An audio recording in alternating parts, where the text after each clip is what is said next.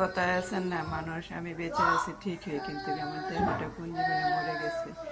আমার মনটা অনেক আগে মরে গেছে, কিন্তু আমার দেহটা বেঁচে আছে, তাই আমার জন্য কোনো কিছু ঠিক নেই। আজ এই পর্যন্ত। আসসালামু আলাইকুম, ভালো থাকেন, আল্লাহ হাফেজ।